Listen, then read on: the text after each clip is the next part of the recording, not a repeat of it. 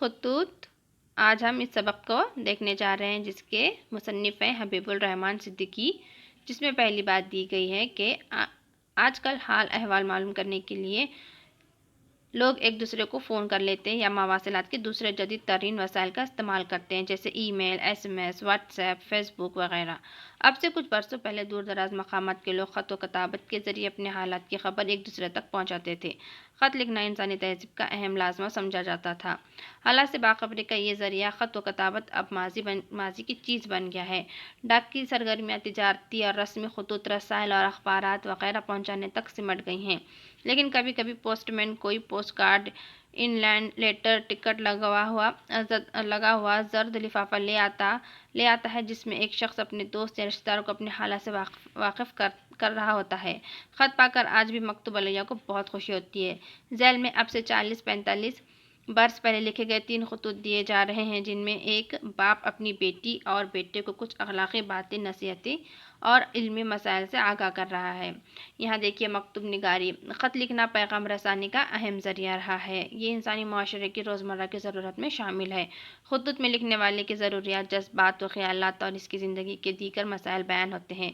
اسے نہ صرف مکتوب نگار بلکہ مکتوب علیہ کی شخصیت پر بھی ہلکی سی روشنی پڑتی ہے۔ ادبی خطوط کی کوئی مخصوص ساخت اور فنی شرائط مقرر نہیں ہے۔ خطوط 3 اعتبار سے اہمیت رکھتے ہیں: ادبی، سوانحی اور تاریخی۔ ادبیت اور انشا پردازی کے سبب مکتوب نگاری کو صنف کی حیثیت حاصل ہوئی ہے۔ خطوط لکھنے والے کی شخصیت جھلکتی ہے۔ خطوط میں لکھنے والے کی شخصیت جھلکتی ہے اور اس کا باطن کھل کر سامنے آتا ہے، لیکن اشاعت کے غرض سے لکھے جانے والے خطوط میں حقیقی شخصیت پس پردہ رہ جاتی ہے۔ سوانحی نقطہ نظر سے وہ خطوط زیادہ اہم ہیں جن میں بے تکلفی، بے ساختگی اور ذاتی تاثرات کی جھلک ہو۔ تاریخی نقطہ نظر سے بھی مکتوبات اہمیت رکھتے ہیں۔ مشاہیر کے خطوط میں بعض ایسے اشعار یا تفصیلات ہوتی ہیں جو تاریخ کی کتابوں میں نہیں ملتی۔ غالب کے خطوط میں سن 1857 سے قبل اور بعد کے ایسے واقعات ہیں جن کا سراغ کہیں اور نہیں ملتا۔ آج ہم کیا دیکھ رہے ہیں؟ خطوط، اس سبق کے بارے میں دیکھ رہے ہیں، یعنی کہ پہلے زمانے میں جو کہ حال احوال معلوم کرنے کے لیے ایک دوسرے کے حال چال پوچھنے کا صرف ایک ذریعہ کیا تھا؟ خط لکھنا تھا، جو ہم ایک دوسرے کو خط کے ذریعے ایک دوسرے کا حال احوال پتہ کر سکتے تھے، جس میں خط لکھنا یہ ایک طرح کا فن ہے اور اس میں جو کہ لکھنے والے کی شخصیت بھی جھلکتی ہے اور اس میں لکھنے والے کی ضرورتیں، جذباتی خیالات، اس سے وہ اپنی زندگی میں ہونے والے مسائل سے ایک دوسرے کو آگاہ کراتا ہے۔ اور 3 طرح کے خط لکھے جاتے ہیں، جیسے کہ ادبی، سوانحی اور تاریخی، اور یہاں پر بھی جو کہ خط ہم دیکھ رہے ہیں۔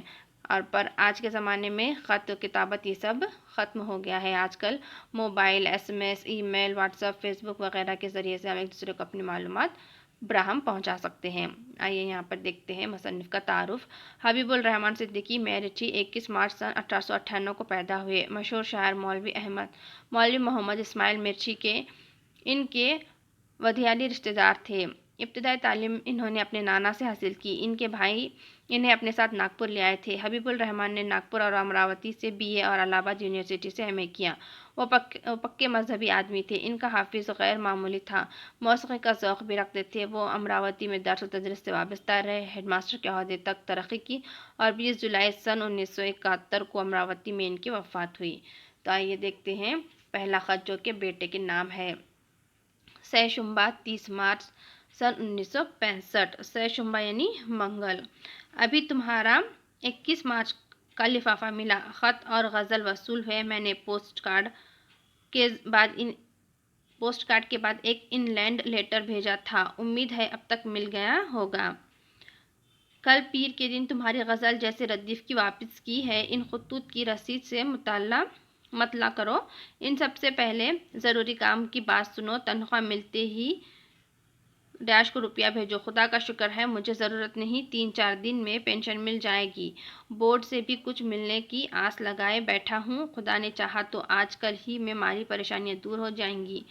ڈیش کے سوائے خدا کے کوئی اور نہیں، انہیں بھجواؤ اور خدا کا شکر ادا کرو کہ اپنا کام تمہارے ذریعے سے پورا کر رہا ہے۔ اکولا یوں نہ جا سکا کہ بورڈ سے کام مل گیا ہے، 10-12 دن اس کو نپٹانے میں لگیں گے۔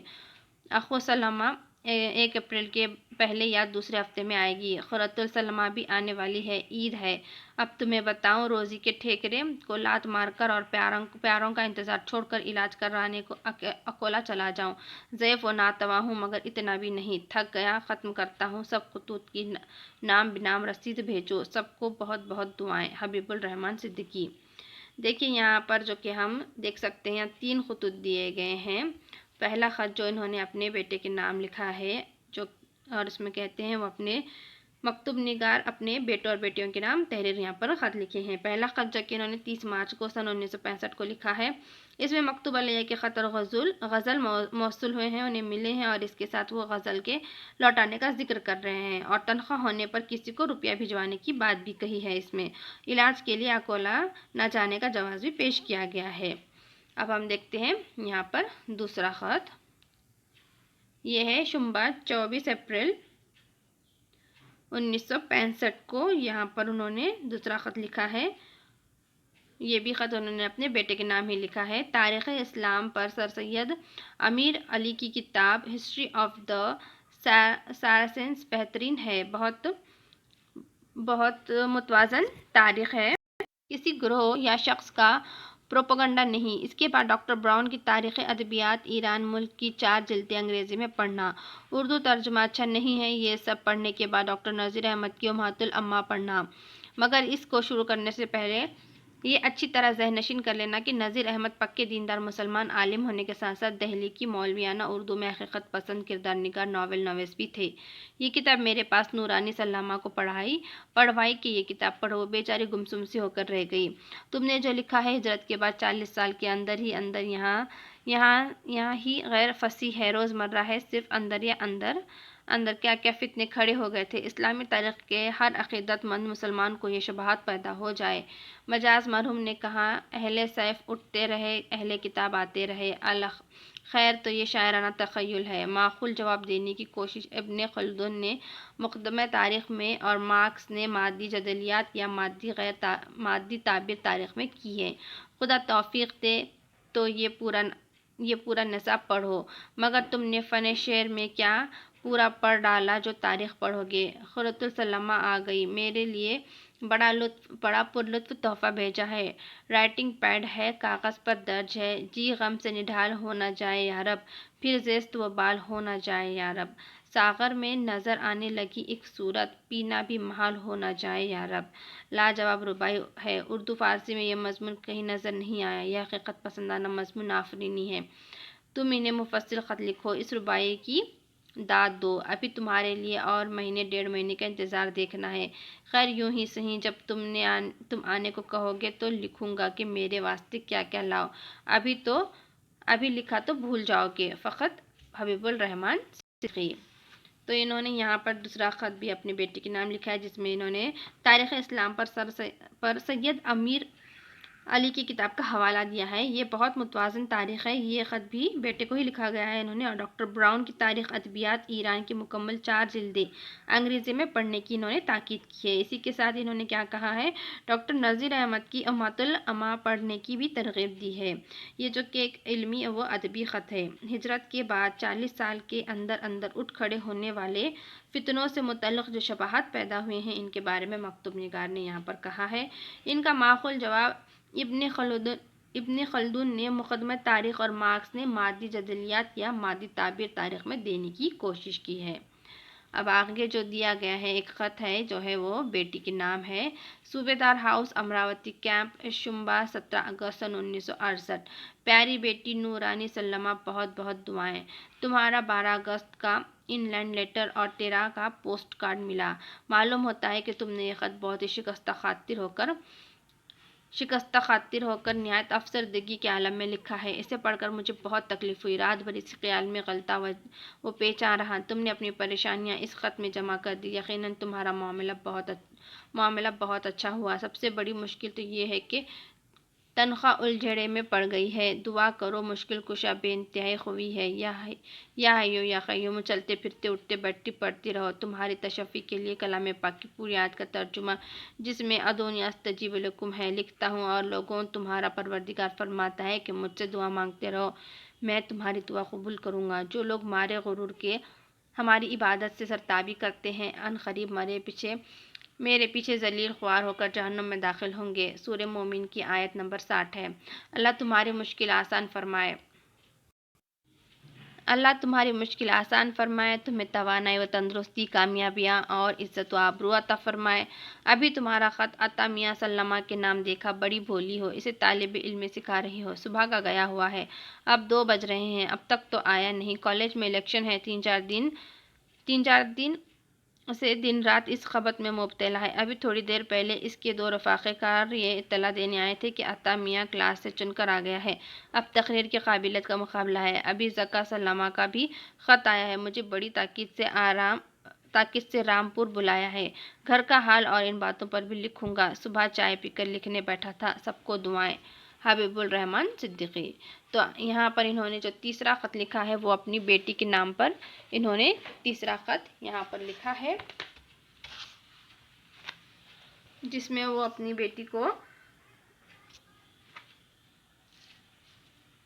کہہ رہے ہیں، مکتوب نگار نے یہ اپنی بیٹی سے پریشانیوں کے ازالے کے لیے یا حیّ یا قیوم کا ورد کرنے کی تاکید کی ہے اور دعائیں دی ہیں کہ اللہ تعالیٰ تمہاری مشکل آسان فرمائے۔ اور اسی کے ساتھ یہاں پر انہوں نے سورۃ مومن کی آیت بتائی ہے جس کا مفہوم ہوتا ہے کہ اللہ تعالیٰ لوگوں سے فرماتا ہے کہ مجھ سے دعا مانگتے رہو، میں تمہاری دعائیں ضرور قبول کروں گا۔ ہمیں ہر حال میں اپنے اللہ سے دعا مانگنی ہے اور اللہ تعالیٰ ہماری دعاؤں کو سننے والے ہیں اور قبول کرنے والے ہیں۔ اسی کے ساتھ وہ یہاں پر کہتے ہیں کہ اللہ تمہاری مشکل آسان فرمائے، تمہیں توانائی و تندرستی، کامیابی اور عزت و آبرو عطا فرمائے۔